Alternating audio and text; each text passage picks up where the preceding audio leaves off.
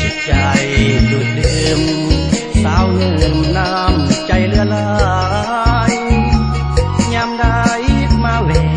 สุขใจแท้ในหัวใจสายได้กินข้าวสวยและง่ายสีน้ำใจของสาวแก้มเงิน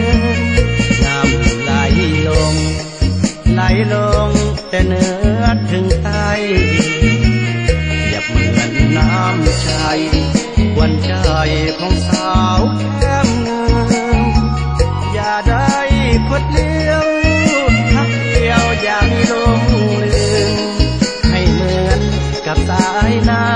ำอาบเย็นสบายอุราน้ำใจสาวเงินอย่ามีเหงื่อแห้งน้องลาคำแพงแก้มแดงอย่ามีมันยามได้ฟังขับแหมดื่มเหล้าขาวความน้องแก้วตาต้มไก่ปนปูปิ้งปลาใจห่วงหาน้องสาวแก้มหากใครเป็นเคยน้องเอ๋ยนับว่าโชคดีคนดีสู้ชีวิตบ่มีลงลืมบ่ให้เจ็บซ้ำและกำน้ำตาไหลซึมหักเดียวแต่เพียงสาวจนสั่วฟ้าดินสลาย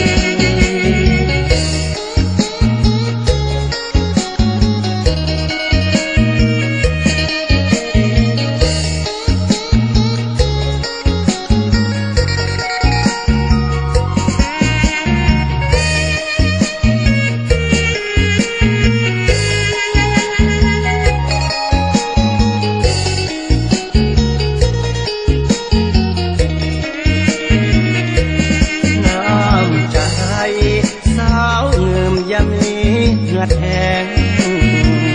น้องลาคำแพงแก้มแดงอย่ามีมันยามได้ฟังขับแหมดื่มเหล้าขาวความน้องแก้วตาต้มไก่ปนปูปิ้งปลาใจห่วงหาน้องสาวแก้มหากใครเป็นเคยน้องเอ๋ยนับว่าโชคดีคนดีสู้ชีวิตบ่มีลงลืมบ่ให้เจ็บซ้